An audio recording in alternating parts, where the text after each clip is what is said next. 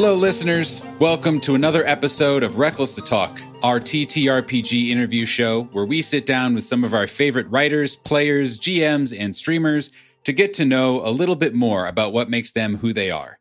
I am, as always, your host, GM Nathan, and I don't think I speak in hyperbole when I say that this episode is a must-listen for anyone who enjoys and particularly anyone who makes actual plays, or really even plays in a character-forward tabletop game at home. I had the pleasure of sitting down with C. Thomas, who is an actual play performer, producer, and dramaturge, most visibly on Transplanar RPG, but also on Higher Education RPG, the Mythic Initiative, Beyond the Brook, and many more shows. Now, hold on. I can hear you saying through the podcast via this pre-recorded intro, wait, what's a dramaturge? Don't worry, we get into it. But at the heart of our conversation is the power of intentional and collaborative creative work, meaningful and personal representation in storytelling, communication, preparation, soup, monsters, and love. C has long been someone I've been dying to talk to, and I can truly say this interview was both an actual joy and something that has really changed my brain chemistry a little bit as a creator in so many good ways. This is one I'll be thinking about for a long time, and I hope you will too. As always, if you enjoy this episode, please go check out some of our other Reckless to Talk interviews and, hey, I don't know, maybe even our actual play episodes. We have links to all the stuff that C and I talk about in this episode, including a lovely bird call by a very mean avian. With that, I'll see you next time.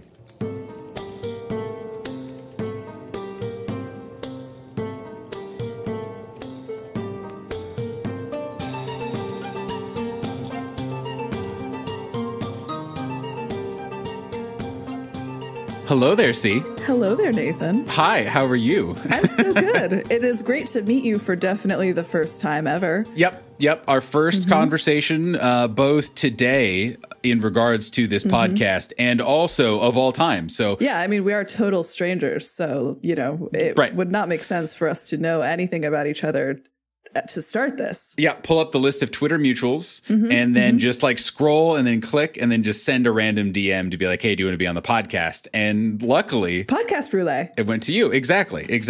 Luckily, Lady I have Luck been smiles upon me today. Exactly. Or maybe not. Or maybe frowns upon you. We'll check in towards the end of the interview to see if it was a lucky time indeed. But see, for both me, the host of this interview podcast, and for anyone who might be listening and unfamiliar with who you are, what you do, could you please introduce yourself, your pronouns, where people might know you from, all that good stuff? Absolutely. Thank you so much, Nathan. Hello, Reckless a Talk viewers / listeners. My name is C. I use they, them pronouns, and you can find me making very trans, very gay art across the internet at C Plays RPG.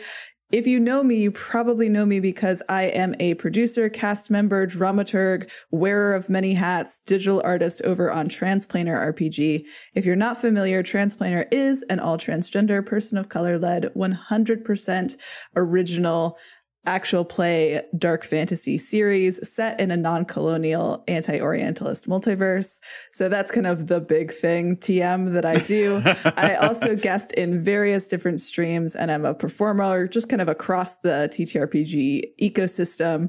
So if you've seen my work, you will know that I am super into dark fantasy stories about love, hope, being a little bloody, being super gay, and that's my whole thing. I don't know what else to say. Yeah, and hopefully a Venn diagram of all of those items all at the same time. Yes, ideally. Ideally, we're getting all of those vibes simultaneously. An angel who's also very bloody, that is my kind of character, 100%. And this is, I don't know, maybe jumping off too off the deep end too immediately, but it even feels like I have seen you performing in even more things recently. Is that I mean, beyond your normal amount of performing in Transplanar stuff. Is that true? Or is it just the algorithm has shifted and be like, hey, you want to learn more about all the things C is doing? Here's everything. The algorithm being nice to me? Oh my God. I know. Well, no, it's nice to me because it's like, here, learn about all the cool things that C is up to. I think it's actually interesting. I've been in something of a hiatus because a lot of the streams that I'm in are in between seasons right now, actually. Oh, got it. So other stuff. But I think this is the time where we're all starting to come back, at least. Like, I definitely have a bunch of stuff coming up right now where actually I think you're right. Mythic Initiative came back. Beyond the Brook is coming out. Higher Education is coming back soon. Seeds of Magic is out right now. I'm in a couple different vampire things that haven't even come out right now. So, okay, yeah, I guess I am really busy, huh? What a wild list of just like, there's these like 8 different long running APs that I'm a part of or whatever. And also I'm a producer and editor and performer and like the Transplanar and blah, blah, blah. Transplanar on Saturday, the live show, da, da, da, da. Yeah. Et cetera, et cetera, et cetera. I'm so tired, Nathan. I'm so tired. Believe me, I know. Yeah. Just assume, dear audience, that we have cut a good 8 full seconds of silence as both C and I just like stare into the middle distance. Exactly. Yeah. Precisely. Exactly. But C, you didn't just pop into existence as this. Think. Well, okay. You probably weren't always doing 8 different actual play shows visibly, publicly at all points in your life. That's true. That's true. And on this show, we don't start with the today, even though we kind of technically did start with the today. No, we burrow into the heart of our guests, into their deep origin stories, secret, deep lores that have brought them to be who they are today. So I love lore. Well, good news. This is all about your lore. So you get to just info dump for as long as we decide to keep talking. My special interest, me. Yeah. Let me pull up my wiki that I've been putting together about me. Hilariously, I do have one. I say this a lot in the Reckless Talk interviews. It's hard because there's so many big questions, right? And so many topics to get through and so many other things. And it's like, all right, do I keep narrative momentum and keep asking along the lines of questions that I have been asking? I know, I've just been interrupting you this whole time with little snippets to try to trick you into going off topic. Correct, exactly. Or it's like, well, all right, do I start asking about the wiki?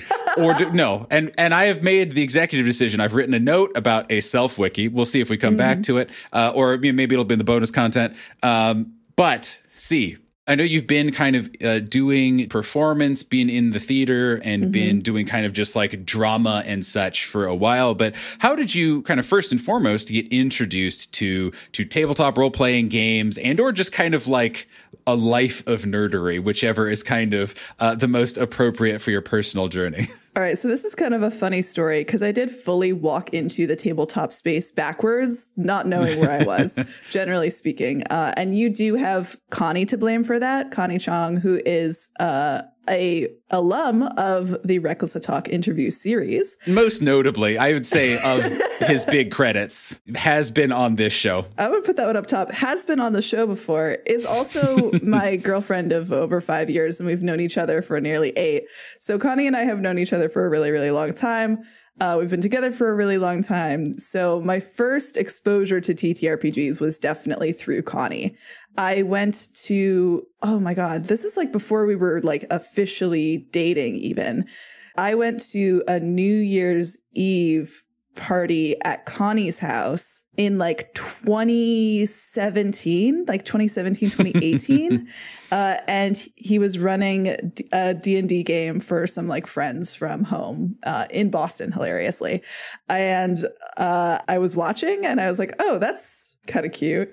You know, like flips hair. Oh, that's kind of cute. Very interesting. Interesting. So then Connie ran, of course, a home game for me and a couple of my like closest friends in college. That was like a 1.5 year long campaign, like 1 to, I think like we got to maybe 12 or 13. By the time we graduated, it was like a 1.5 years. And then from there, I was like, yeah, no, this is really fun. I love to be gay loudly with the person I love and also tell really interesting and beautiful stories because I'm also a theater maker and a dance scholar. In that kind of way, like, again, I just kind of like followed Connie like a little bit like a puppy dog in love, where I was like, wow, you're so cool. This is so cool. Both of those things are true. Yeah. So then in like 2020, when Connie was like, I want to make a D&D podcast, I was like, okay, well, as long as I don't have to do any work for it, I'll join. And now good. And that worked. That worked as planned. Worked completely as planned. I do no work. I don't have a 60-hour-a-week job doing mostly Transplanar stuff. No, that's somebody else entirely. So that's kind of like the funny, very backwards way where the first part of kind of like not TTRPGs, but I guess online TTRPG spaces was like the first episode of Transplanar. None of us were in the community at all. None of us were in the space. We just kind of like opened the door and walked in with like episode 1 of the show in hand. From there, I was like, hi, I do this thing. And people were like, we know the thing that you do. Hi. And I was like, hi. So from there, it was just kind of like, again, kind of like following Connie around like a little lovesick Cupid being like, wow, this is so cool and fun. I kind of try to tell this in like a dual way as kind of both the tabletop enjoyer side of you and the person who, again, has done actual theater and drama and both behind and in front of the curtain. True. So you have the kind of, on the one hand, the like, cool, it's like it aligned with some interests, including Connie being an interest. My real special interest. Yeah, kind of continued from there, but also on the performing side of thing and kind of the storytelling side. So how did that kind of enter into your life, and when did it become serious enough, so to speak, that you did it, in college, and you did it as part of programs, and you did, kind of, and now obviously continue to take a lot of those lessons into the things that you do in the actual play space? All right, so this is another funny story. We are getting some deep sea lore here. So yes, that's what we're here for, baby. This is what we're here for. So I was not like a theater kid TM in high school or anything like that, or even like a dance kid, right? Like those are not particular different practices that I was super familiar with as a child or anything like that. But when I was in high school, me and my dad joined a community theater that was teaching people how to walk on stilts. So I built my own stilts and learned how to walk on them. Hold on. All right. Yeah. I need to stop. You did wait. So I am technically trained in stilt acrobatics, where I can do some level of acrobatics on stilts with other people who are also on stilts. That is a fact about me. I have 2 pairs of stilts that I made myself. How did that become the parent-child bonding experience of choice for 2, at least at that point, at least one member who was not immediately theatrically inclined? Like, why was that? Like, you saw the flyer on the telephone pole and you're like, yep, we're doing that. I cannot express to you how strange my family is. Let me just start there. I cannot express to you how strange my family is. Both of my parents worked at least in stage management. So my dad was like a lighting sound tech guy. And my mom is just kind of like a graphic designer hippie. Both of them very much so. Like my dad's a surfer dude from California. My mom is a hippie from upstate New York, right? And I grew up 15 minutes away from the original Woodstock site. So that's very much I was outside barefoot a lot as a child. So stilts are not that far away from the obvious next step for me on that one. Yeah. You have taken your stilts class and then yada, yada, theater, tabletop role-playing games, et cetera, et cetera. We'll get there. I promise it'll make sense eventually when we get through this. I'm following. So I've got stilts, right? I go to college and, being a weird kid, I'm like, okay, well, I have my stilts. That's an activity that I could do for normal for people. Anyway, completely unrelated, I'm taking an environmental activism class, and this theater troupe comes in one day to give a presentation. And oh God, I immediately fell in love with their work. They're an outdoor original theater, site-specific experimental physical theater troupe made of mostly trans people. Do you remember what it's called? I do. They were called Children of the Wild. They are now called Open Flame Theater. I worked with them for nearly 6 years. So 19 years old, I looked at this theater troupe who was going on a cross-country tour that summer. And I was like, hi, can I come with you? Literally, I just got up out of my seat after the class and I was like, can I come with you? I really like what you're doing. It speaks to my heart in a way that feels like nothing I've ever felt before. And they were like, why don't you come to our first show and you can help us and volunteer and see how you feel. And so I did. So I joined up with them. I went across 7 different states as a assistant / stage manager. And that's kind of where I started to get like my understanding of physical theater from this very experimental lens. They do specifically like Grotowski based physical theater, which is like super experimental, super intensive, like very, very physical work. From there, it was kind of like, okay, from my position kind of on the sidelines as somebody who's stage managing, I have to take these 8 different instruments from this part of the location that we're at, which is outside and literally in a lake. There's literally a photo of me holding a fucking cello standing knee deep in a lake in Michigan. From there, it was kind of like, okay, I can see everything from the outside. I see what needs this production has. Like, I know where things need to move in order to get the art to happen the way it needs to happen. And so from there, I can start to think of like, okay, not just like the production needs, but what are the emotional needs of the story that make the story legible to the audience, right? And that is kind of where my first experience with dramaturgy started to bloom. I moved to Minnesota after college to continue to work with them, right? We did a second show, which was just as wild, that aired in the summer of 2021, I believe. And then I decided to kind of like move more into, at that point, the kind of cross between tabletop and my physical theater, like was coming in. Honestly, mostly because of the pandemic. I have had a really hard time doing any kind of physical, like in-person dance, theater, anything like that is just not something that is available to me anymore in the way that it was pre-pandemic. So I have been putting all of my like artistic desire and focus and energy into tabletops. So after that show finally went up, it was like a 4-year-long endeavor preparing for it. Wow. We finally like came back to Boston, and now I'm like deeply entrenched in daily like TTRPG work, and that's kind of how I get my kicks.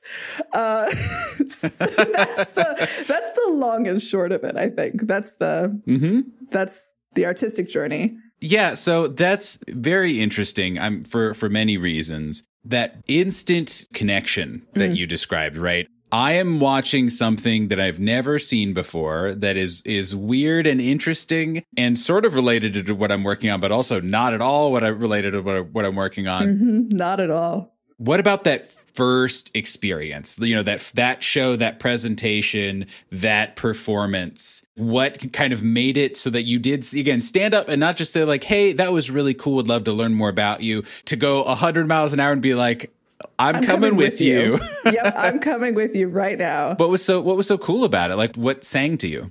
Queer monstrosity, I think, is like the easiest way. Like, that is something that is present in every single thing that I do, generally speaking, whether that's tabletop, dance, theater, anything that I have a hand in making, I will put a little bit of queer monstrosity into it. And that particular show was called The Wastelands, and it was kind of about economic grief, and it was technically a retelling of Dante's Purgatory, and like traveled through these places, which really resonated with, I suppose, like my feral trans masculinity and like my childhood being in a place that was very rural, very, very like much a ghost town in a lot of ways, a place that was like forgotten, left apart, like left to rot, basically. To see a place that is both home and is both purgatory and is both loved and is both monster. And like, I could see myself there, and I could see that art like resonating with me in a way that no other art I had seen, because it was like from a perspective that really spoke to who I was and aligned exactly with what I want art to do for me. So another thing that kind of immediately also stands out to me, and stands out in a way that is obviously translating to what you're doing now, is the duality of behind the scenes kind of management and also performance. Again, knowing it sounded like you were stage managing a lot during those performances, but again, you have a dance degree, and you have other performances, and you're obviously doing performances all the time, 6 to 8 times a week or whatever the heck. Those are two very different skill sets, and two different, at least for me and as an outsider, two very different expressions and two different experiences, right? Where you get fulfillment in different ways of being in front and behind the curtain. Is there kind of one or the other that is like more you, or are they just so different or so intertwined or so the same that it is all kind of the same creative goodness for you? Oh, that is a fascinating question. I think I need to be doing both. To feel like truly fulfilled, because again, kind of my like entrance into this was like deeply entangled, where playing the part of stage manager specifically for the Wastelands was I also had to perform because I was also there and also present. So there's a necessity to be present within and outside of the story simultaneously, which is kind of how I feel about being a producer and a dramaturge, because even though you don't see me on like Chaos streams right now, like because I'm not there, only when Artemis appears am I like performing there. My camera is on the whole time and I'm like taking notes and I'm doing my production stuff and I'm doing the music, but I'm also like emoting at the cast in the backstage, right? So in some ways, like I'm still performing and I'm still kind of there in the show with them, where sometimes I forget that I'm not actually on camera. Totally. Yeah. While I think that performing, like being on stage playing a character is really fulfilling too, I also really like producing as an art form. I get bogged down with producing when I'm stuck too far behind a screen. So something that was happening a lot in Second Stranger was I was doing a like absurd amount of podcast and vodcast editing every week. Yeah. Which was very lonely. And I didn't feel like I was having the same kind of like immediate interfacing with the cast or like being included, even though I was editing my own performances that I do now with Chaos, where I can kind of be like very present and very almost like live with the whole cast. And that makes me feel like very included in that way. So to answer your actual question, though, because I went on a huge tangent just there. No, it's all part of it. That is a common refrain of like, ooh, I didn't actually answer the question. It's like, no, it all counts. And I challenge anyone who disagrees with me. How dare you? Be gone, questioning listener. You know what? I did answer the question. So there. But to really answer the question, I think I need both to be happy. If I'm not doing both, like I feel unfulfilled because I don't get my like graphic design time, or I feel unfulfilled because I don't get my playtime. Like a little cat who needs like two different, I need my catnip toy and I also need my scratchy board. So both necessary. So obviously you're doing the production and either are or were at least doing a lot of the editing for Transplanar and dramaturging and doing a lot of behind the scenes stuff in addition to performing. Yeah. Especially on the shows that you are not producing, that you're just a player on or a guest or whatever. Do you have trouble switching off the producer part of your brain and either saying it constructively or at least just tamping it down and be like, this is not my show. I am just here as a player. How do you balance that knowledge, and that kind of ability that you have to do so in a collaborative, respectful, this is your space way? I mean, definitely. There's always the little part of my brain that is the producer that like sometimes I have to lock them in a closet kind of thing where I have to be like, you need to go away, right? I've definitely been in different spaces where like any opinion of mine as a player was like not welcome, right? And like those are not really spaces I run in anymore at this point. Sure. It's also just about offering too and being like, I have this knowledge and you can, if you want to, pull on my expertise at any point, while also knowing that I don't always offer that because number one, sometimes it's like just not my place. Especially as a white person, particularly in a space where I do like co-create with a lot of different marginalized people, like it's really not my place to be like, oh, this is how you should be doing anything, because I also am learning constantly and I don't think of myself as like the perfect producer, right? Like, right. There are ways that I like to do things that are not ways that everyone likes to do things. Totally. I am only a single person with a limited amount of energy. Yep. I'm tired a lot of the time too. So sometimes I'm like, I'm just here to perform and have fun and play. And sometimes I'm like, okay, give me these graphics right now and I will make us going live graphics, right? Like I'll do it. I will make us an overlay. I will run production, right? Really, those kind of things are more so like an act of love. And I make sure that they are seen not as a like, you're doing something wrong, you're not producing right, but an act of like acts of service are like very much my like thing. And I love gift giving too. So the kind of like, I will make this graphic, not because I think we quote unquote need it, but because it makes me happy. And I hope that it makes you happy. Yeah. I hope that it can be helpful to us because I love this show. Yeah, totally. We'll get a little bit kind of more into those processes and how you balance giving, taking up space, ceding space, all that kind of stuff behind the scenes. But I want to talk a little bit again about the foray into public content making, either theatrically or in actual play or making drawings and overlays and otherwise visible things. First and foremost, are you someone who enjoys the audience as part of it? Or are they a nice byproduct and something separate? Is that the electricity of either playing a game, even at a table or whatever? What does that do for you in your performance? You ask really great questions, Nathan. I just have to say, just first off, thank you. When we first started Transplanar, we all kind of had our little goals. Mine was like, if I can make even one person feel seen by the way that I play Oka, then I have like done my job. And I think that that is where kind of a line gets drawn in my head about like what is a home game, what is an actual play, and what is a performance. Because I like to think of Transplanar, honestly, we're moving further and further away from an actual play. We are moving like closer and closer towards being like actually just a performance, right? A performance of a game being played. Which was extra wild. And I mean, not wrong. I was listening to Connie's interview from, like a year or something ago, and they were already describing it as like a performance. Yeah. And then so now like a year later to be like, and we're going even harder into it is like just delightful. Yeah. Just delightful for me to hear and perceive. Yeah. Like it is fully an art form for us. And I think in that way, we start to necessitate an audience, where I could argue that like home games are obviously not for an audience, right? Like there is something that is specifically removed from audienceness, from being viewed in that kind of way. Actual play toes this really interesting line where some people insist that it's not a performance, right? And I totally think that if that's what you're doing, then that's what you're doing, right?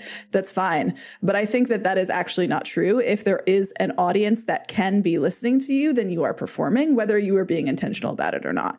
The form of actual play is very interesting in that way because some people are like, well, it's just for us, right? It's just for us. And I think there is some particular like ways that we also were like, this is a story, this is for us, but we're specifically, this is a performance for our tastes. Not that we're not being seen, right? But we're not making this story for anyone else. We're making this for us. And if you resonate with it, that's for the best. And that's kind of where my role as a dramaturge comes in, where I know what story Connie wants to tell. I know what story every single one of the cast members want to tell. I know the story that our cast wants to tell together, because there is a desire to tell a cogent, compelling narrative story for an audience. It's the story that we want. And it's my job as a dramaturg to take that knowledge of what the cast wants, of what the story wants to be, and make sure that the audience is getting it and receiving it in a legible way. I'm almost like a translator between the performance itself and the audience reception, to be like, okay, I know this is what you want to do with Sayir, but this is how it's coming off. I know what story you want to be telling right now. Here are the strongest ways that we can start pushing into that. Here are some ideas for you about how to actually get that narrative arc going. So it requires this very deep knowledge of the character, the plot, the story, the worlds, right? That beautiful braid that makes up our performances, our art, and also like the audience that we're interfacing with, to be like, I know that mostly like this is not a story for like white cis straight people. If white cis straight people enjoy our content, great. I'm so glad that it's resonating with you, because I think that art can resonate across bounds like that, right? Like everyone can get a story from anyone else, right? And I think you can and should challenge yourself for that. But if there are certain aspects of it that you don't understand, speaking from that point of view, then it's not for you in a lot of ways. There's specific parts of like diasporic tensions that are played with in Transplanar that a lot of our white viewers don't get and are often confused by. In that way, it's also not meant for you, right? So there's this interesting like dialogue between viewers, especially from people who are marginalized creating art. And there's this like fun relationship that honestly I get to kind of like delve into and play with a lot to figure out exactly like how to situate ourselves and also how to interface with fans and viewers and community members in that way. I could go on further tangents too. Good news. I am taking notes for circling back onto said tangents. I think the conversation in the audience would be underserved if we didn't pause and describe. You mentioned dramaturgy several times. And again, we talked a little bit about it. First, I guess, can you just start by kind of giving us a definition of what that is, what dramaturgy is? This is my favorite question in the whole world. Godspeed everyone who's about to start listening to me talk for the next 15 minutes without stopping. The podcast is Nathan knows the things that are interesting for this person to just blabber on about and then invites them to take as much space as they'd like just blabbing about it. And then it's a joy, and that's by design. So like, please, if I don't say anything for 30 minutes, great, crushed it, perfect interview. I'm going to be recklessly talking now. All right. Perfect. So, dramaturgy specifically comes from a theatrical perspective, but I think the way that I think about dramaturgy might be a little bit different, specifically for actual plays. So I'm going to talk about that. This is specifically the way that I'm dramaturging for actual plays. It will likely be different than the ways that other people do it, the way that like dramaturgs that you'll meet at a theater in your city will do it. I think that a lot of people in the AP space are at least slightly more familiar with the idea of a lore keeper. And I like to think that a dramaturg is a lore keeper for the players, generally speaking. And the way that I do dramaturgy for Connie influences my role also as a lore keeper, right? But it is, again, settled specifically in character. So my job as a dramaturg, the same way that a lore keeper's job would be to make sure that everything, like we know the timeline of the world, we know the history of the world, we know the major players, the major beats, the political tensions in the world. My job as a dramaturg is to know all of those things on a character level. I know a character's flaws. I know their strengths. I know their story. I know their arc. I know their desires. I know their fears. All of those things are things that I understand and I kind of hold in collaboration, of course, with the person who's actually playing them. I do that for player characters. I also do that for NPCs. That collaboration between the GM and the players is also something really important. So I kind of am holding this knowledge about like, and learning in real time too, like about who these characters are, what drives them, what is it about them that is interesting? What story are they telling? Because in my opinion, characters take on a life of their own.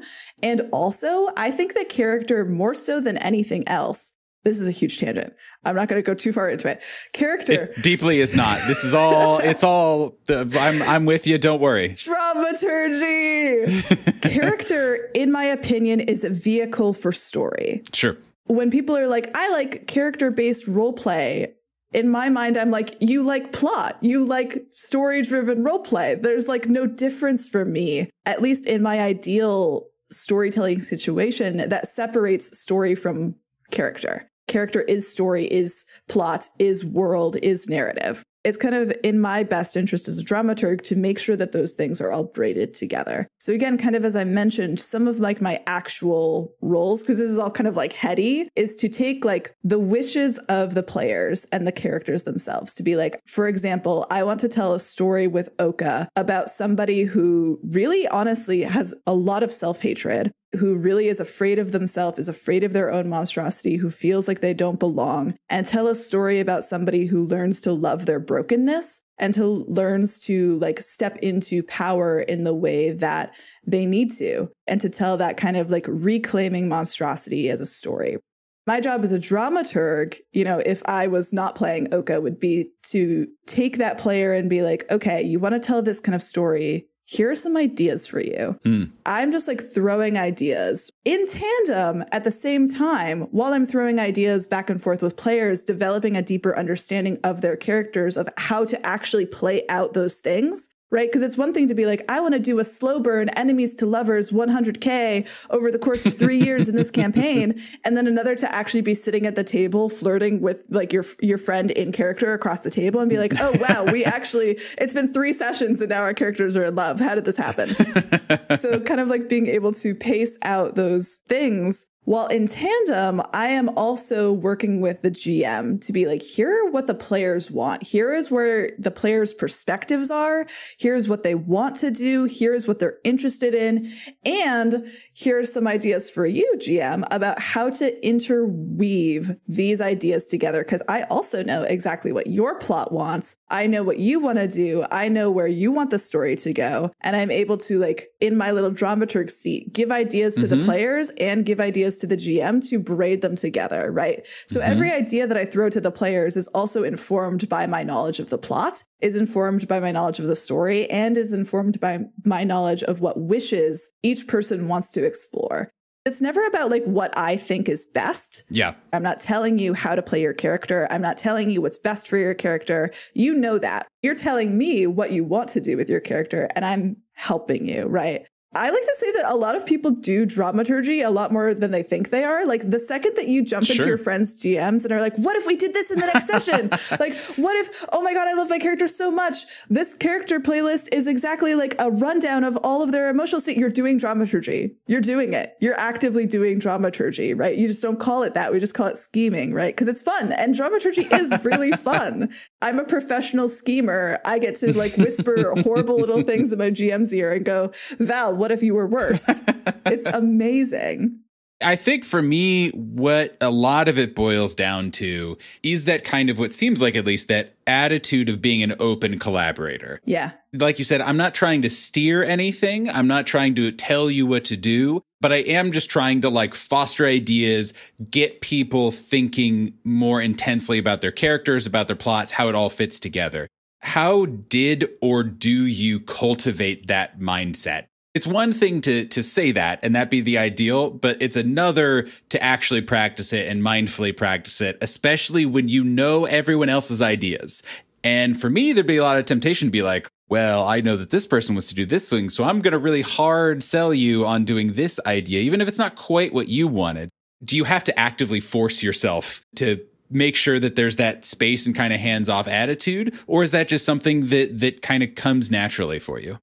I think it's something that comes a little bit more naturally, specifically because like none of these are my character, right? And I think that that's like a very important delineation. And also I think it's really helpful because we were very, very intentional about building this particular system. For the Second Stranger, we kind of fell into it and like built it up as we went along, right? Where it's like, okay, by arc 4, actually, we are going to decide that C is actually going to be a dramaturg, like, because we need it, right? And like, here are some ways where that like is working, that isn't working. Okay. But we like never did the kind of intensive like notes system that we do for Chaos now. For Chaos, I am officially like the dramaturg TM. At the end of every session, the first thing that happens before we even jump into decompression is I give notes as a dramaturg. I give performance notes where I can pull out my dramaturgy notebook right now. I have it with me right here. And I can look and I can say from stream 8, lovely introduction, Connie, right? Like nice clues with all of you, dynamic responses to an omen, challenge yourself to respond differently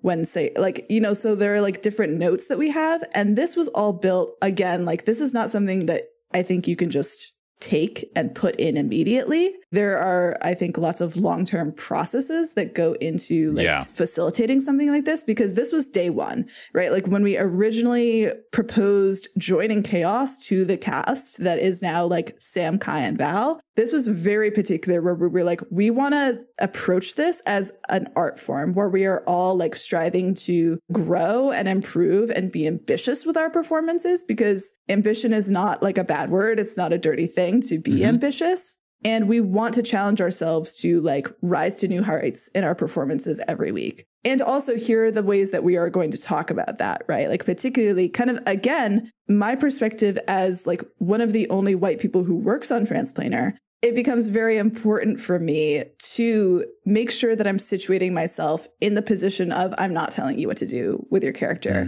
And there are some intrinsic ways that I will never understand the depth that you have with your character because it's not a perspective that I have. But what I can do is use my expertise in dramaturgy, in the form of storytelling, in art making, in performance to assist you in ways to push your own performances, to push your own story, right? To highlight your story, to make sure that what you want to say is being heard by the audience. we had 9 session zeros before we even started streaming, right? We had a lot of them where we talked about like, here are our values, not just like what we want to do in terms of themes, in terms of story, right? But like, here are values as a performance collective, right? And to know that that is like a really, really deeply visceral and understood part of what we're doing when we sit down at the Transplanar table. That even goes so far into our like payment model, right? Where we don't pay per episode or per hour, we pay per week, because we are intending for people to be putting in dramaturgical work throughout the week.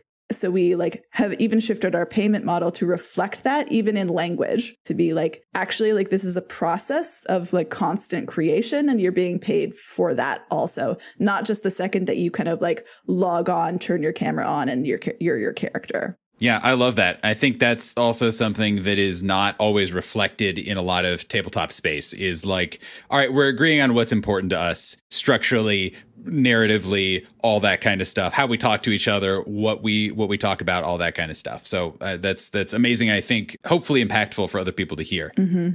To kind of get a little bit more structure around it, or get a more idea of what the structure is. So obviously you record, but also there's a lot of other things that go on after recording. I know you even said, I think you have a meeting later today with doing some dramaturgy stuff.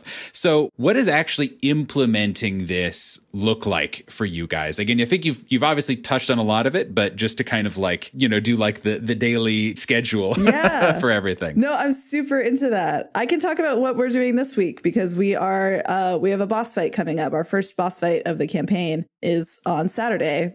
So basically, like, we stream on Saturdays. So Sunday is an off day. Like, it's a completely off day. Like, you will not be finding me doing work online on a Sunday. Thumbs up. Absolutely not. Between Monday and Tuesday, Connie and I will sit down. We'll like do a in-person, because we live together, discussion about how the session went and what we want for the upcoming session the next Saturday. Be like, okay, like, they did this, this, and this. That was great. Everything's working really great. I have some ideas about what's going to happen to the boss fight this week. Here are the 3 different things that I'm like really thinking about. Okay, great. This looks really good. And then I will take that meeting, right? And Connie will be like, oh, like, what do you think about this? And we'll like do a little bit of dramaturgy there, right? And I'll be like, actually, like, Connie, that doesn't make sense because you set up this thing, right? We'll go back and forth there. It'll be like nice and generative. Usually those are pretty quick. Maybe like I say quick, maybe like an hour or 2, right?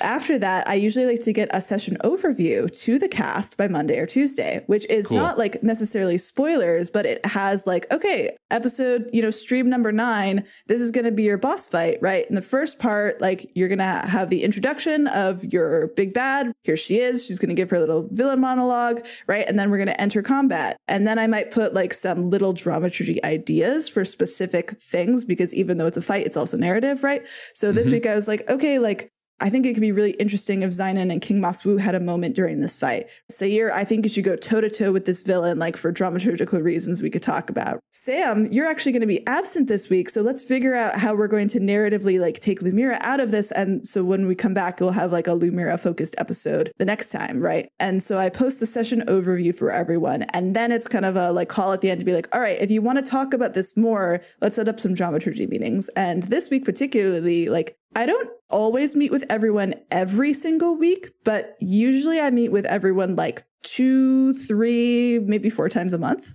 just generally speaking. Yeah. Where like this week I am meeting with everyone. I met with Sam and Kai yesterday. I'm going to meet with Val tonight. And the like hour-long conversations to be like, okay, like, you got the boss fight coming up. Like, what are you really excited about? What do you want to get out of it? And from there, those conversations can inform me like, okay, like, Val, I know that you really want to play with like this tension between the darkness and your character. Connie and I have really like amazing ideas about how like this is going to play out, and have like some really exciting stuff prepped for you. Like, again, I think it'd be really great if you wanted to go like toe to toe with the big bad who's like coming in right now.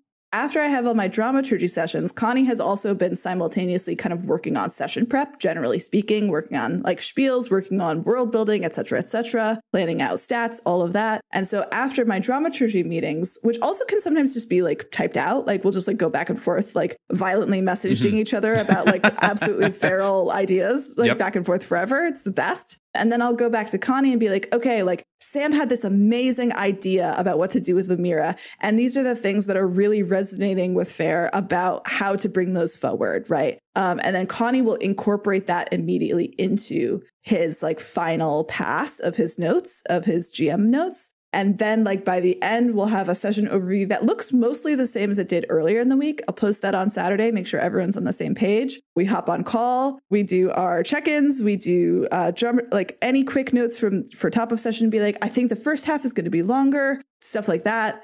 And then we go live. I do a lot of other stuff simultaneously, but dramaturgically, that's kind of like my week to week, totally. like how it actually works through there. Yeah. And sometimes if I have notes on Saturdays, like those notes can be incorporated in, like, for example, the like more dynamic responses to omens, right? Will probably come up like when I talk to Val later tonight, it would be like, okay, here's some like other ideas on how to expand just beyond like kind of a panicky response to an omen that Sayer gets, right? Like, let's push that, or like, let's see how to expand your performance in those moments. I love dramaturgy. Oh my God.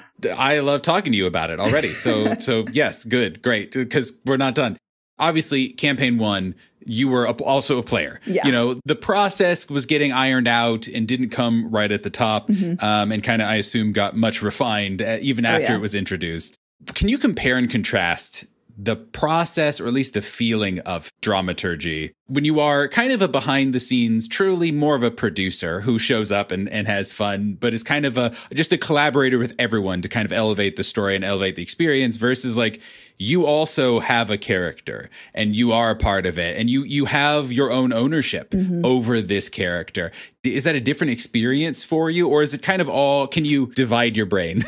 Oh, it's a super, super different experience. And part of the reason that we're doing campaign 2 the way that we're doing campaign 2 is because it's really hard to dramaturg yourself. It's really hard to dramaturg and to play a character. Yeah. Because even in Second Stranger, even though I was dramaturging, Connie couldn't tell me everything. There were still secrets, right? Yeah. Like that I as a player was not allowed to know, that I couldn't know, like honestly for the good of the story. Sure. I love The Second Stranger with my whole heart. I am so proud of the story that we made. I think that honestly, I would not go back and change anything. However, from a dramaturgical artistic standpoint, if we were doing what we're doing now for Chaos at the start of Stranger, I think it could have been literally the most impactful piece of art ever made on the planet.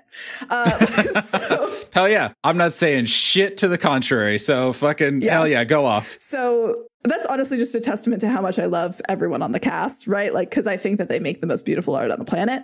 It's really hard. And I think in a lot of ways, Stranger didn't suffer for it, but like, it definitely could have been stronger in so many ways, right? Like, and that's part of the learning process of it, right? Like to learn like, okay, actually like it necessitates really like, I need to be able to know, right? Like I really do in order to actually do my job to its fullest capacity. I need to be able to know. And that necessitates that I am not a player. I'm going to take a quick tangent because I think this is super interesting and something that we've started to do for campaign 2.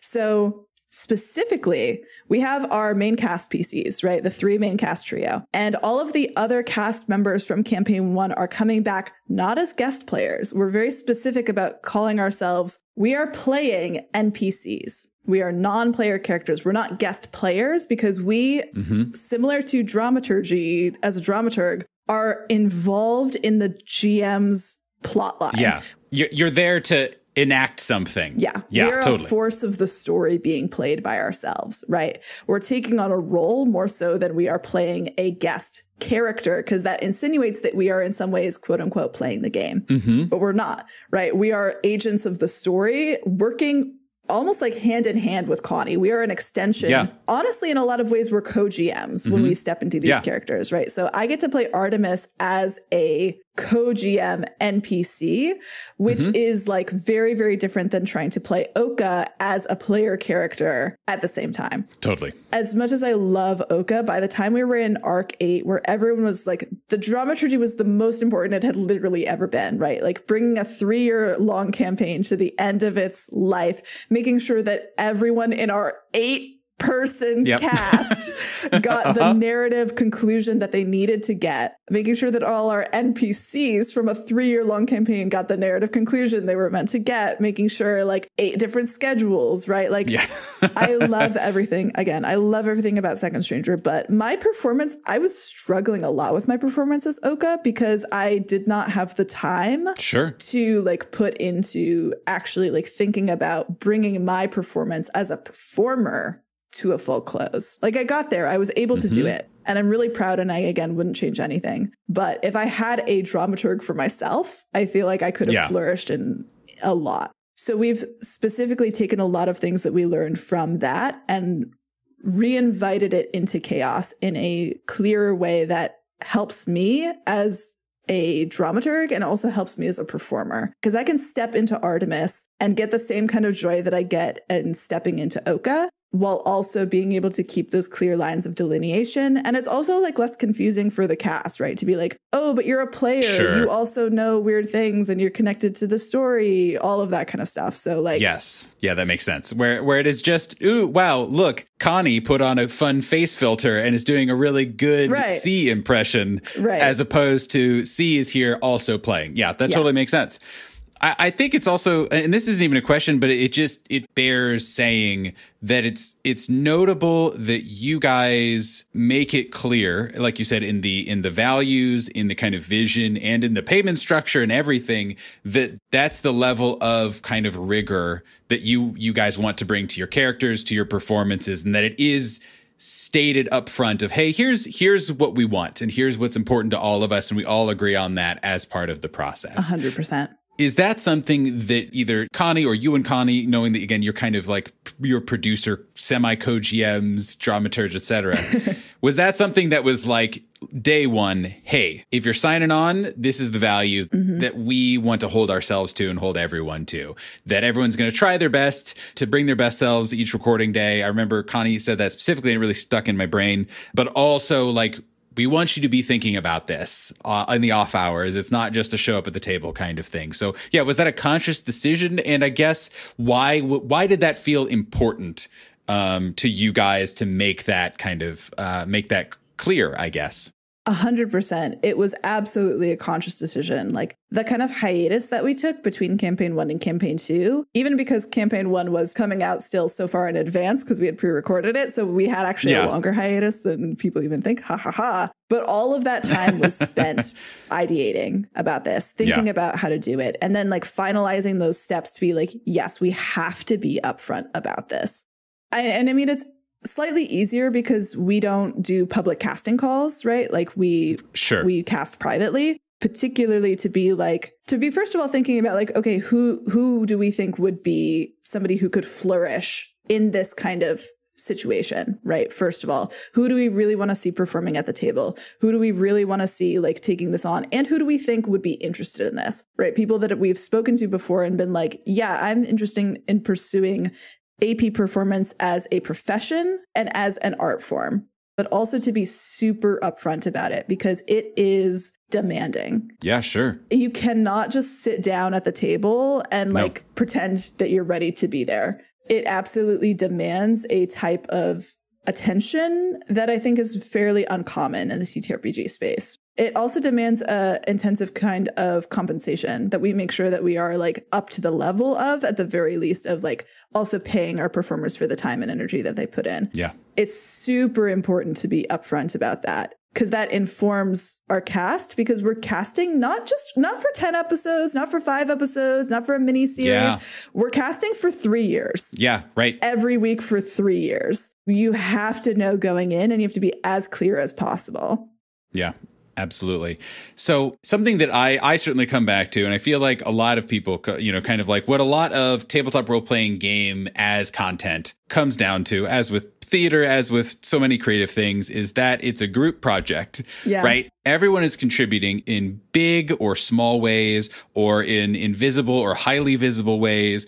And also there is that ownership inherent to tabletop role-playing games, right? Where like even the kind of most generous players are still like, well, that is my character though. Or like, these are my decisions. Or this is the story I'm kind of most connected to and most interested in. That can be hard for a lot of groups. You have to say no sometimes to anyone. Yeah. To people, to Connie, to yourself. How do you navigate all these lines of communication and all these different visions? Strong ideas loosely held. That is like one of the core tenets that we have on our like initial pitch sheet in our one of our first session zeros. One of the values that we hold for Transplanar is strong ideas loosely held, which basically means like you should have strong opinions on your character. You should care a lot about them. But those strong opinions should be loosely held because we have done a lot of intentional work in building our characters for this story. So number one, kind of coming in with, before we ever talked about character, I'm gonna tangent really hard and be like, this is not the kind of performance that you bring in like another character from another campaign that you didn't get to play. Absolutely not. You are building a character from the ground up, like a brand new character. And before you even start thinking about character, we didn't get to character conceptualization until session 0.5, right? 5 session zeros in, because first we're going to talk about the story. What story do we want to tell? We come to the players and be like, this is the story. These are the themes that we want to talk about. We want to talk about rebellion, revolution, queer love, hope in the apocalypse, and grief. Grief is a huge theme for campaign 2.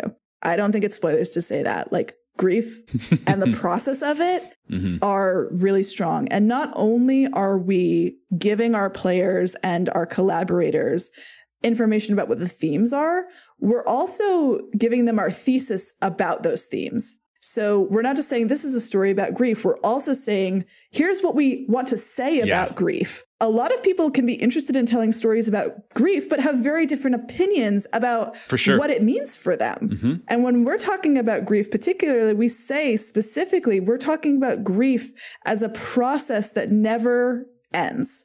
Grief as a process that is better when shared. Grief as a process that is something beautiful and broken that hurts and that never ends but is deeply necessary. We start with our themes and our thesis statements about what those themes mean. Those are absolutely necessary. So I can even read this off of our session 0, where we say a theme is a core creative concept we'll be exploring at the table, while a thesis is what we're trying to say about that theme as an ensemble. We have 3 core themes and 3 core thesis statements about vengeance, revolution, and grief for chaos specifically. And then from there, after having these long conversations about these themes, what we think about them, what we mean about them, this is all before our players have officially signed on. Coming to them with, this is what we as storytellers, as a GM, as a kind of leader of this collaboration, want to tell this story about. Do you want to tell this story with us? Yeah. And then the players have a chance to say no, or they have a chance to say yes. Like, yes, I do want to tell this particular story with you. And from there, then it becomes a question of, okay, how do you want to play into these themes and play into these thesis statements? How are you going to tell this story that we want to, and we have agreed to tell together? That's like the important part. So that is where those ideas of strong ideas loosely held start to come in, right? To be like, we know what we want to do, and you should have strong opinions about what you want your characters to be doing. However, you also need to be flexible with the demands of story, narrative, and form. We might not have time to get into it. It might not make sense. I can even say for myself, since Sam is going to be away for our next upcoming episode, I want Artemis to appear so badly. I want her to come in. Like, there's a perfect opportunity for her to come in, but it does not make sense dramaturgically. And I think it would undermine future things for Artemis that Connie and I have planned out. So I have to be like, okay, I can't do that as much as I want to. Right. And acknowledging that, like, it would have been fun. There's a fun AU where it happened in my brain. I can tease my fellow players and scream about it. Right. But also I need to understand that there is a necessity for the art form that I'm making. And that is shared, I think, as a value amongst the entire cast. For sure. Something that jumped out at me once again, and maybe this is just too much of an insight into my own broken psyche, but kind of working in the role that you are, players own their characters, right? And to a degree, right? That's like air quotes, blurry lines of collaborative storytelling. Mm-hmm. And Connie as GM is able to be like, yep, this is kind of the story that I'm wanting to tell, again, in collaboration and blah, blah, blah. Here's the world that I'm building in collaboration, or the themes that I'm kind of interested in exploring and saying something about.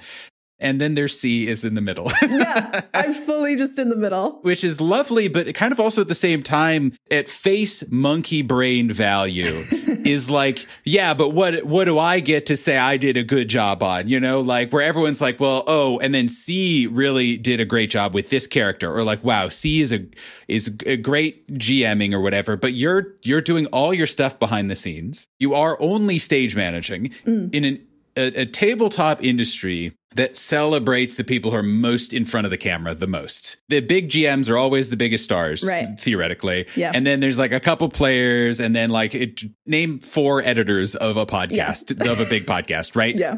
Mars, you are everything to me. Heart emoji, heart emoji, right. Heart emoji. We can name a few editors whom we deeply love. But in terms of like the public, right, what's the amount of like ownership of success for you as someone who's working behind the scenes, working very hard, obviously, has fingerprints in everything, but also not a face anywhere. Yeah, not a face. And you're technically not like holding anything. Mm-hmm. You're helping every single little iota of everything minus saying words for your players. Right. How do you, I guess, just feel about that? And how do you kind of handle it if it even occurs to you? Yeah. I mean, there's always the classic amount of like imposter syndrome, self-doubt that comes, of course. Yeah. You know, is that normal? Ha ha ha. Anyway, let's moving on from there. I think I am really, really deeply lucky to work with the cast that we work with. Mm-hmm. Connie particularly, but the entire cast, it's really sweet. They're constantly singing my praises, right? And we have like, even though I am not performing when we do our decompression, like I'm part of the affirmation, right? That we do. Like everyone gives me an affirmation where they're like, see, your notes from last week really helps me with this moment. Like, and everyone is just genuinely very nice to me, right? Yeah. And it's very affirming of my presence to be there. Mm-hmm. Even in the last stream we had, Connie was like, after they did the round of introductions, Connie was also like, Aunt C, who's in the backstage, like, you know, will come in. I'm very lucky in that way that my collaborators are very loud about my presence within their own work. Especially also a stranger, like nobody has taken credit, right? Or like assumed or talked about their work separately from anyone else. It's always in collaboration with the group as a whole and also with me as a dramaturge, right? So I never feel necessarily like left out of any like situation particularly. I think it's really, really sweet. Connie is, I think, one of the loudest people about it. Even when he was on Adventuring Academy, like I watched Brendan Lee Mulligan say my name, right? And to be like, right? Like, okay, right? Like, can confirm also had a similar reaction to watching the same thing. Yep, for sure. Yep. So I was like, oh my God. Okay. Yeah. So again, I'm really lucky in that way. It also is helpful to think about and decouple the idea of ownership, right? Like from this, it's like a story that we are creating. It's like a soup. Mm-hmm. Maybe nobody talks about the broth or the carrots, right? But like it's all our soup. Yeah. Chaos is part of me and it is also part of everyone else. I think when we talk about it in that way, it also helps to like make me feel included.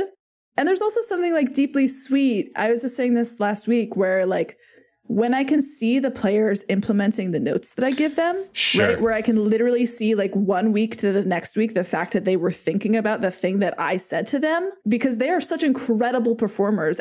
Anytime I can literally see them taking my notes and implementing them, I'm like, wow, I am there and I'm living and I can see it and maybe no one else can, right? But I can. And that's what's important to me. And of course, like our fans are really sweet, right? Like they love Artemis. I post about the recap doc and people are really sweet in chat, you know, stuff like that. So I think that really helps too. And decoupling the idea that like, it's important for me to remember that chaos is like not about me. Right. And again, like further centering like myself and like understanding my own like whiteness too. And to be like, it's actually not important for me to take the spotlight here. And I am very content and very happy to do the work for the story that I'm doing behind the scenes. Like I don't necessarily need to take that spotlight, again, because the people who matter to me know what I do and respect what I do. Yeah. Even my collaborators who are not involved in chaos know what I do and respect what I do. To even say, like, you have invited me on because you have questions about what I do and also respect what I do, right? Like, to be for sure. So I feel like that is all I could really ask for. Really. And I feel really lucky to be in that space, like settled in that situation and that dynamic, which was also very intentional to build up.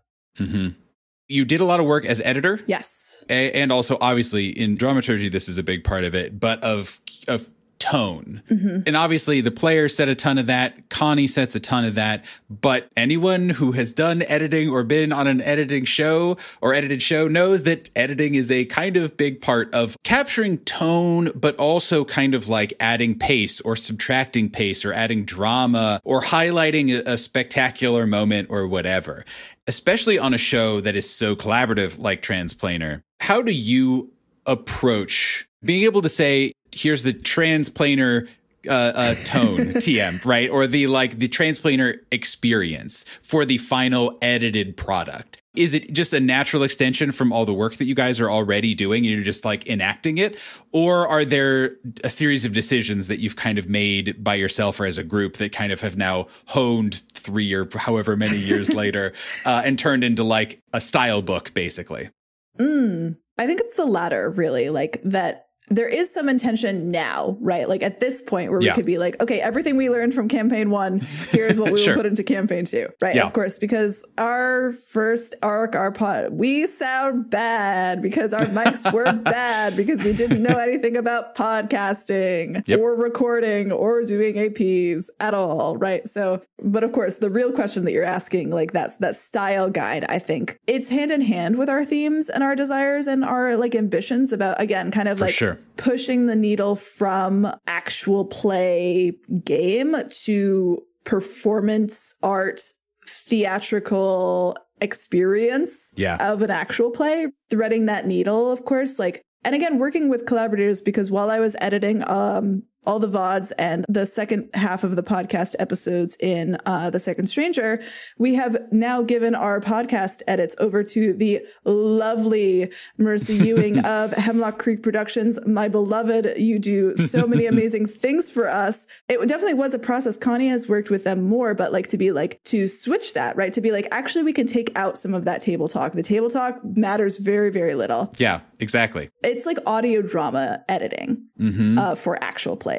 And as soon as Connie had that conversation with Mars, it was like, bam, there it is. That's what we want. Yeah, beautiful. Totally. Got it. That's something that I have always really liked as an editor. Like, I love background music. I think it's so important. I'm very sonically like focused in a session. So like being able to add really incredible music to really incredible scenes, like, it doesn't make me feel like I'm editing or making choices. I feel like I am able to listen to what is being said. And then I use, like, again, my own creative expertise to thread that and highlight it, bring it up. It's not about overpowering the scene. It's about highlighting it and like bringing it up to the level that it desires to be at. Totally.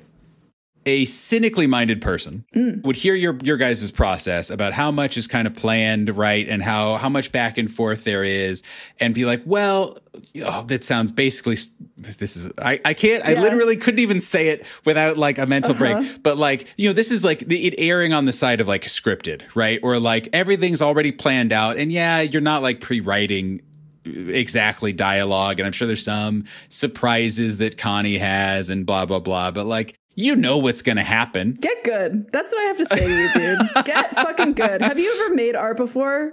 Yeah, Get a life. Right. So, I think you answered the first part of that question. And again, for anyone listening, we also do this. We also talk a lot about, here's what the session's kind of going to look like. Here's the tones. Here's the whatever. Get good.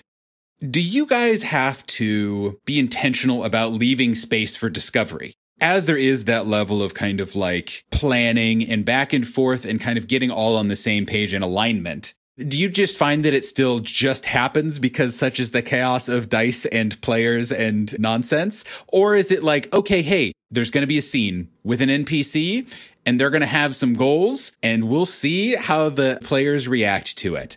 I have so many big feelings about this. This is so good. We're like getting into it now. Hell yeah. So my opinion is that all of this work, this actually tells our players basically nothing about what is actually going to happen. For sure. If you think that having a deep understanding of the themes of your story or of who your character is means that you have scripted something, I think you're bad at art. So I'll just like put that out as a baseline, right? Like I think that's going to be the pull clip for the interview is just, I think you're bad at art. Boom. I think you're bad at art. Boom. Yep. And I'm going to have that be my ringtone and also the promo for this episode. Listen, Godspeed to your Twitter mentions. Could not be me. I'm going to pretend that I don't see any of them.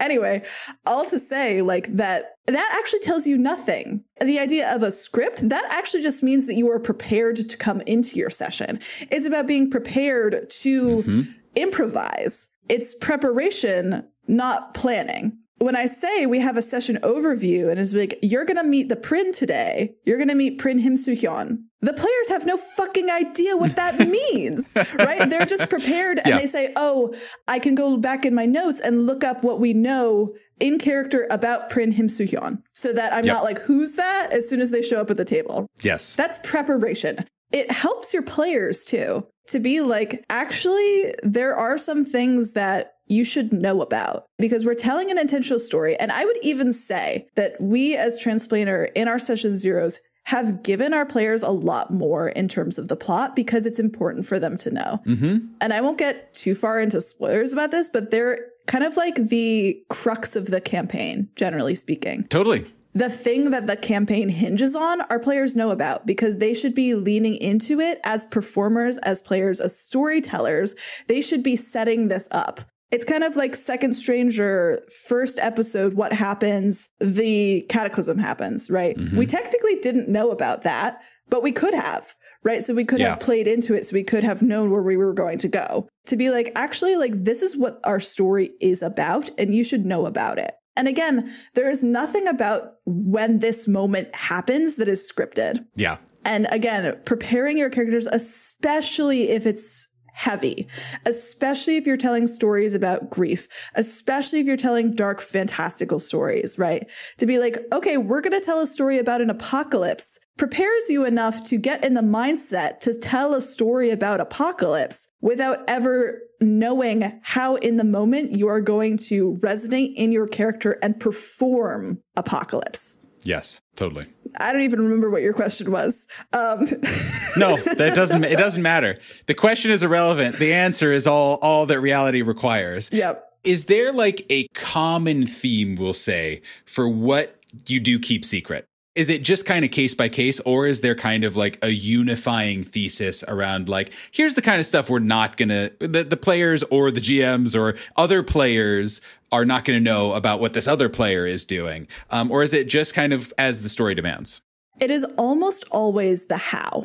I can even say that like, this won't come out by the time this is relevant, so it's not spoilers, so I'll just say it, right? I can say to the players, right, like, by the end of this fight, the big bad should get away because we need them later in the arc. Yeah. It's the how that, honestly, Connie doesn't even know, because that is the improvisation of it all, right? So we can say, like, it is necessary for the story, for this plot crucial NPC to escape you. How that happens? Who knows? Will they have one kidnappee? Will they have two kidnappees? Will they have decimated you and got away? Will you have gotten to interrogate them before they get away? Will you get to like hold them hostage for a little while before they get away? Will it be like a last minute thing where they suddenly get away? We don't know. Connie doesn't know. The players don't know. That's up to the improvisation of it all, right? So it's the how. It is the actual, when people think of quote unquote scripting, right? Like that is the actual thing that would be quote unquote scripted, but that is the thing that is kind of left to chance. That is the secret of it all. So we can even say like, here's this plot crucial thing. For example, there is an apocalypse. How? We don't know. That'll be the thing that comes naturally. That is where it lives. The players even like know a lot of their other secrets, right? Again, because I think like it helps to share above the table, right? That like players can lean into each other's secrets and like prod in interesting ways, right? And to like have these interesting dynamics. But you can even say like, oh, my character had a lover that they lost. How? I will not be telling you until it becomes relevant, right? Like, right. You will not be knowing that. Even in our like very intentional and very forward and I think very open approach to preparing for streams, in that way where I think, grown-ards would be like, blah, blah, blah, it's not the spirit of actual play. Again, dear listener, if only you could have seen the look that C delivered upon saying that, you would melt. Actively debating whether I could tell somebody to shut up on your podcast because this is not my house. See, yes, this is my podcast, but this is your space. This is your time. It's my apartment in the house. Where I say, get out of my room. Right. And that's fine. That's welcome, even encouraged. As a player, how do you go about putting characters together? When you're sitting down to make a character, again, either for Transplanar, for anything, being someone who is rooted in that kind of like theatrical story first kind of approach. Yeah. What does at least it start with? Kind of what are the bones that everything is built on for you? Really, the question is, what am I hyperfixating on right now? And then I go from there. Reasonable. But Reasonable. The real answer to that question, of course, is like, of course, depending on what the style of the channel is, like what the style, like, do we get the themes? Do we not get the themes? Do we just get the world, etc.? It is usually less like, what story do I want to tell and what story do I want to explore? Because that gives me more room to engage with whatever eventuality the GM and the other players will come up with. If it's not as an intensive experience as it is with Transplanar, right? Because with Transplanar, I would go through the process that I like described already, like the themes and then building a character out of a theme, etc. For most APs that I am cast in, where it's kind of a like, here's the concept, here's the world, here's the style, right? Totally. And from there, I can be like, okay, what am I interested in exploring in this context? Because I like to build my characters contextually within the world. I obviously like to tell stories that I'm interested in and to like challenge myself sometimes to like pull farther in different directions that I've gone before. What are my interests right now? Like, what am I interested in exploring? I'm always interested in exploring divinity and monstrosity. For example, for Mythic Initiative, I can say, okay, I am interested in, we're playing Monster of the Week for our first season, Apocalypse Keys for our second season. I am interested in playing a guy who is a normal guy who is worse than every monster that we face, right? Like, how do I make the worst little baby in the whole wide world?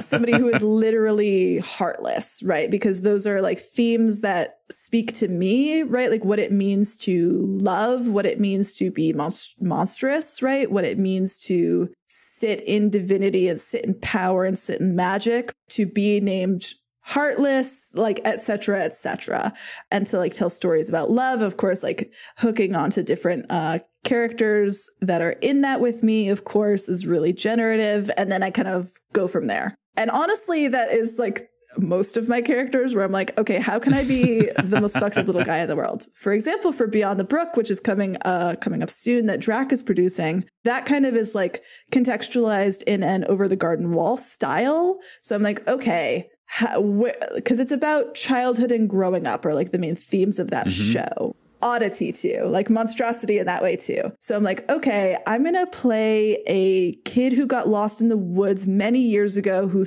wants to be a wolf now. And I'm going to like integrate that with my like feral understanding of my own transmasculine childhood and that very wild way that I exist in the world. And I'm going to build a character out of that seed. And then sometimes, of course, for like simpler things, it's like, I'm going to take an archetype. I want to be like the knight, right? Like I want to be the knight. And then I'm going to like grow what that means out of that and like put the little C twists on it, right? Where I can like generate like, okay, how do I make this more fucked up? It's basically the question I always ask myself. Yeah.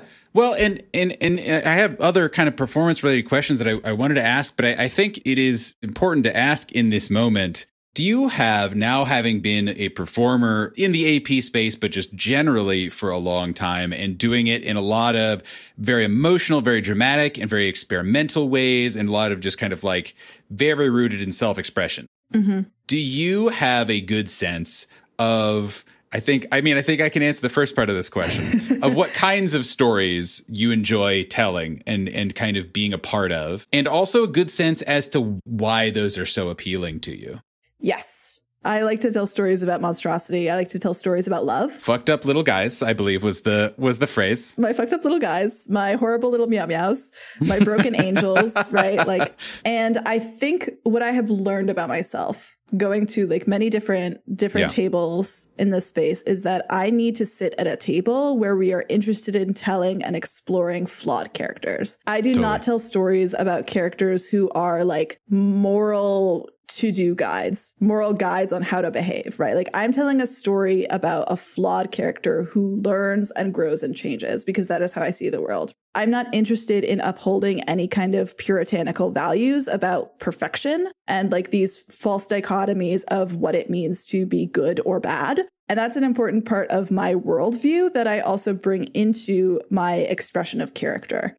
I am telling these stories as a deeply broken, deeply flawed, deeply fucked up little guy myself, right? And I need my characters to also be able to exist in that world, right? Where they are allowed to be flawed, they're allowed to be fucked up, they're allowed to make mistakes, and they're also allowed to grow. Because if I give my characters permission to love, to be loved, to grow, to change as people who are just by basis of magic more fucked up than I am, I also give myself that permission, right? Like that is where the self-expression comes in. Because if I, as Oka, can learn to love myself as somebody who is so broken, I could do that for myself too. I could do that for the people around me. If I can allow Oka to be loved in the way that they deserve, then I can allow myself to be loved in the way that I deserve to. That's what it means for me to create a character and have that be really meaningful to me. We talked about it kind of up top a little earlier. This in God's week of 2023, I saw this is a godless week. Well, I guess that's true. I saw on the social medias a cosplay in the wild. Oh my God! Of your character, who we have name dropped a great many times. And especially for a show like Transplanar, where it is so unabashedly itself, hearing that people see themselves in the characters, in the themes, in the stories, in any small iota of any one moment of the show is meaningful. What has that experience been like? Being perceived as you're exploring those sorts of things, right? The concept of brokenness and of growth and of making mistakes and of trans identity, and for other people, all sorts of different identities in Transplanar, but telling genuinely personal stories and exploring very personal themes. What's it like for you to see an audience connecting with that? It's one of the most special things that feels like at the same time deeply sacred and also something deeply to be celebrated. Yeah. I'll shout you out right now, Erica. Erica Rose has been fucking like making this gorgeous Oka cosplay for a while and like talks about it like frequently in our Discord server, right? So it wasn't a surprise to see it. Yeah. But then to see them in the costume. There's a TikTok where there's like a song that I love for Oka. Like I love this song for them. It's so good that they're like lip syncing to. And I literally, embarrassingly enough, was like in my bathroom, like scrolling TikTok and like started crying in the bathroom. And I was like, okay, all right. I laugh in solidarity, not in judgment, to be very clear. 100%. It's really, really, really special. Again, that was kind of my like the first thing where we were talking about our goals in 2020 before we knew what Transplanar would be. That if even one single person identifies and sees themselves in a character that I make, that I have done my job as a performer and as an art maker, it's hard to explain like how deep that is and how amazing it feels. Again, they are a really personal character. But it also means a lot to me to know that, like, I am not alone in my love for this character, and they are not alone in their ability to be loved. If I can love Oka, and if Oka can be loved, like, in the context of their show, then that means that I can be too. Yeah. Beyond that, right, if we expand that out to, like, fans who can also love Oka, can love the broken parts of them, can see what I have made, this like shattered angel of blood and grief, and take that into themselves in a way that is meaningful to them, in a way that honestly assumes and insinuates that they also love them because it means that they can be loved in that way, then that is like something deeply healing and deeply special that I think like even transcends this idea of like fandom, I suppose, like what it means to love a character in that way. The fact that I have had the opportunity and the pleasure to put that into the world for someone else. Yeah. I don't really have words for, but it's really beautiful. And it means so much to me, especially because I'm not a cosplayer, to see them in a new way. I think it's really beautiful. I think of like attention and activity and creation as an act of love. So it does feel like an act of love that somebody gave to a character who needs it. And in that way, like they become more loved in their context and beyond it. And I think that that's really special. Yeah. I have 400 bazillion jillion questions, but I can't ask them all. And I also no. What are you talking about? I'm so Stop long-winded, Nathan. I could talk forever. I will end this call right now in protest, and only I will be the one to have heard it. If you don't, cut that out right this moment. But also, unfortunately, it was such a lovely answer. There's like, okay, well, where do I go from there? But the last thing that I kind of wanted to talk to you about is Transplanar. From everything that I've heard from you, from Connie, from everyone else, and just kind of witnessed, is that it is a very collaborative, very close, very engaged, kind of always talking, always working, always thinking, either passively or actively kind of process.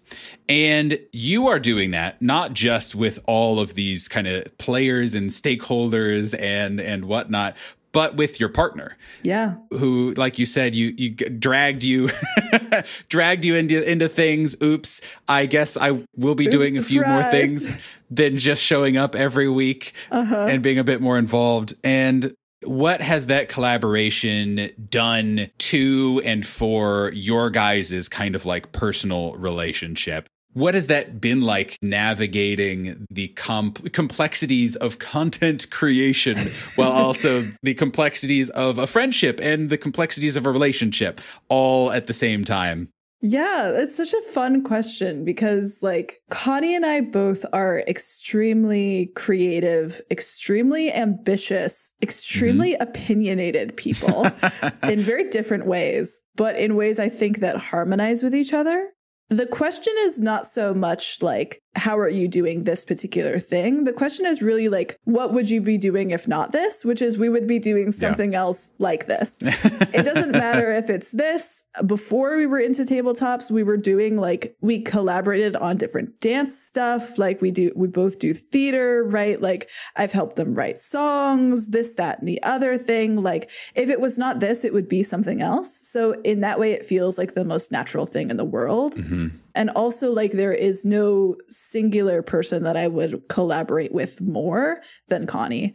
I could go on at length about how much I love them, but that would be maybe a little gay. I know that that's acceptable here. Hold on. To be gay, but I will be wretchedly gay. I will be like aggressive, like if you're... I can't say that. I can't say that it will make you homophobic. I can't do that.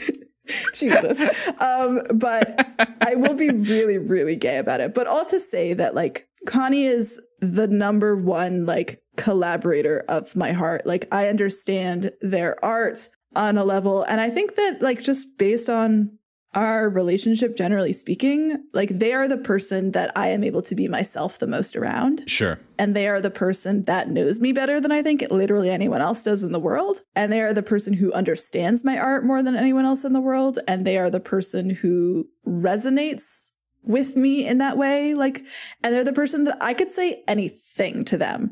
I could have any idea. It's not bad. I'm not worried about being judged. I'm not worried about like this, that, or the other thing. Like I could just be.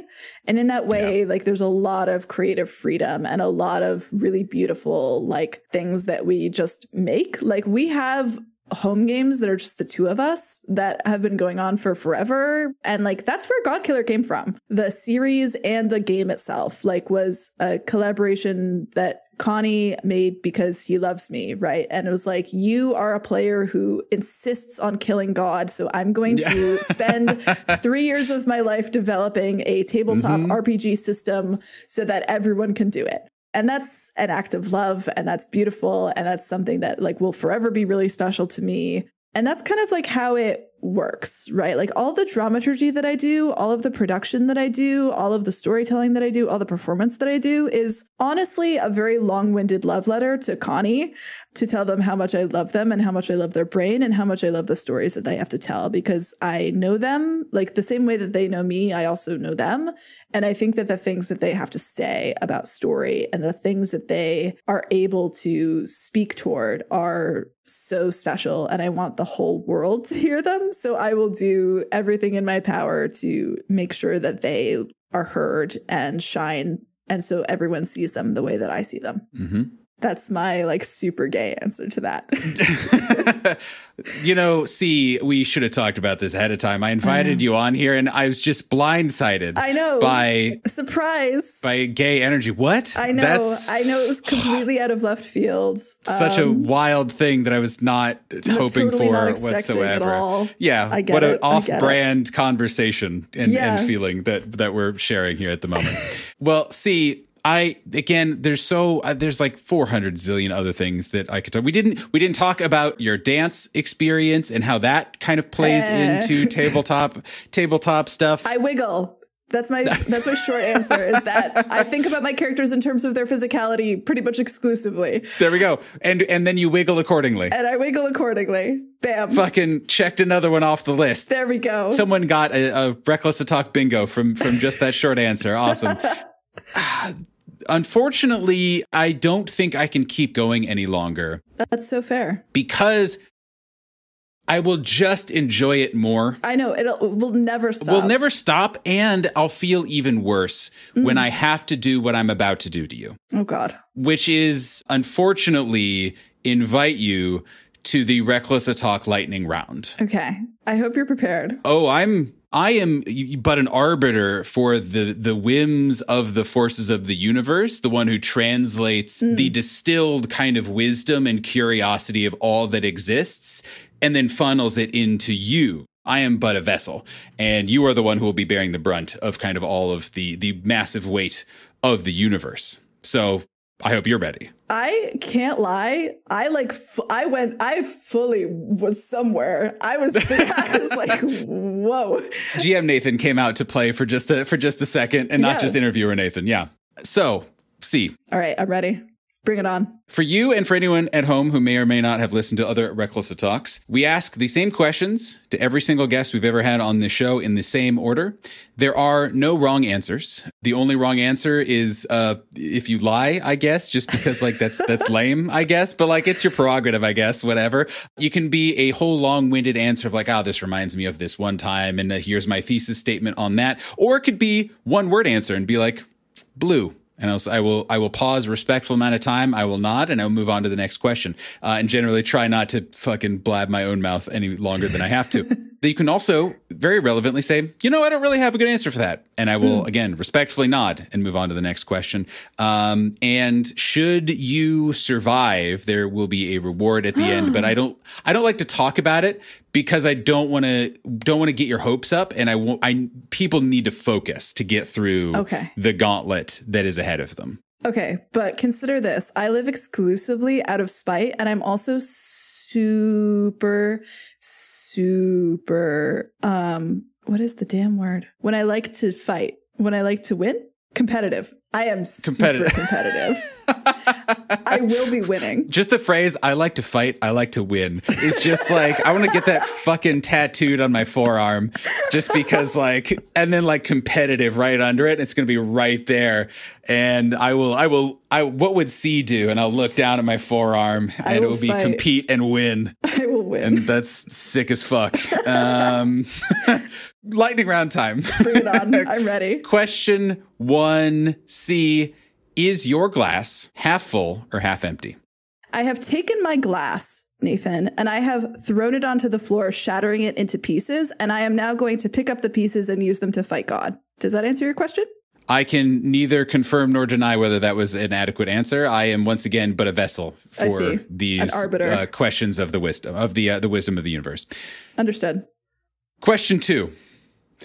What excites you creatively, spiritually, and or emotionally? Divine monstrosity. Like nothing else. I've said it a million times. I'll say it a million more. There's nothing like it for me. What does not excite you creatively, spiritually, and or emotionally?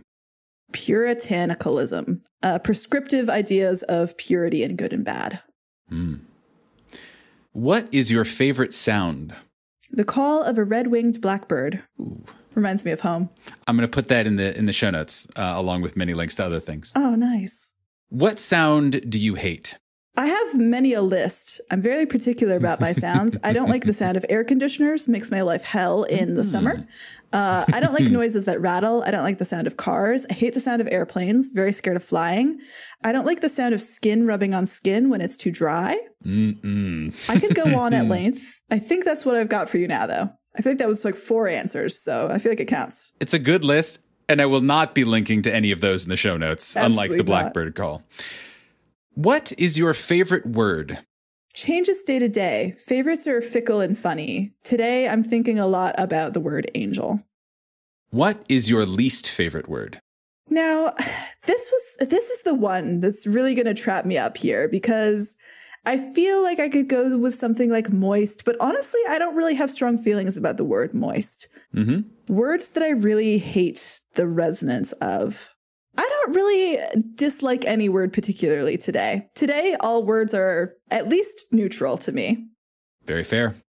What tabletop role-playing game, D&D, etc., monster or antagonist have you not faced or run that you would love to? So technically, hilariously, despite going level 1 to 20 with Connie in a D&D campaign, I've never actually fought a dragon in game. That is not an uncommon response. I've never fought a dragon. I've fought a Tarask. I've fought a Mind Flayer. I've fought a beholder. Like what are the ones that are in the chest with the tongues? Whatever they Mimics. are. Mimics. Fought them. Never fought a dragon. Not even like outside of D&D. There have been dragons around, but I've never fought them. Yeah. Yeah. What is your favorite adventure of all time? And now this comes with a few, kind of prompts, I guess. It doesn't have to be a D&D or tabletop adventure, or it can be one you read. It can be one you played in, one you wrote, one that you watched. It can be 1999's The Mummy, whatever favorite adventure means to you. Oh, I mean, Transplanar RPG's The Second Stranger is the most special and important piece of art that I've ever made, and that was an adventure that was beautiful. Close second is Godkiller First Blood. What is your favorite TTRPG character of all time? Yep, sorry. Had to get that out. I'll allow it. C. Yes. The final question. What gives you hope? Queer love. Queer love will save the fucking world. C? Yes. I have good news for you. You have made it not just to the end of the Reckless to Talk lightning round, but for the entirety of your Reckless to Talk experience. Congratulations. Woo! Let's go. Please consult a doctor if the heart palpitations continue beyond 2 hours from now. But C, thank you so much for your time, your energy, and all your expertise. And as a reward for all that you have shared and experienced, congratulations. You get to remind everyone who you have been, how they can support you, all that good stuff. Hell yeah. I love winning. My name is C. I like to fight God and win. I use they, them pronouns, and you can find me all across the internet, wherever you do your social media is at C Plays RPG. That is SEAPLAYS RPG. I have a really hard time spelling out loud, so I did really good just there. I hope I spelled it right, though.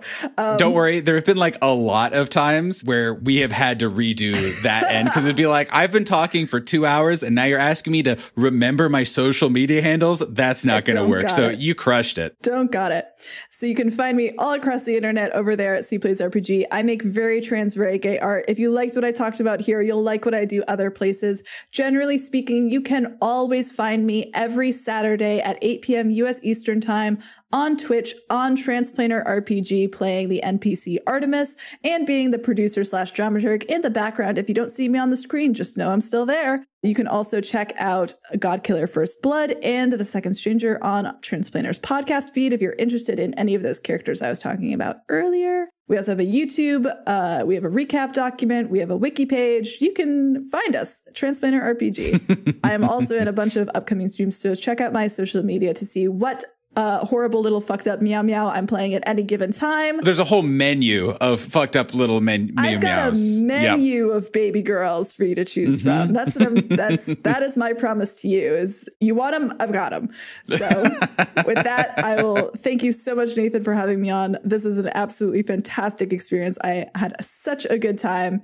And I hope that I have recklessly talked my way to the top. See, that shows that you're a professional. Just doing the name drops, the casual plugs. What more could a host ask for? See, thank you so much for being just a delightful, lovely person and for chatting with me. Bye, everyone. Bye.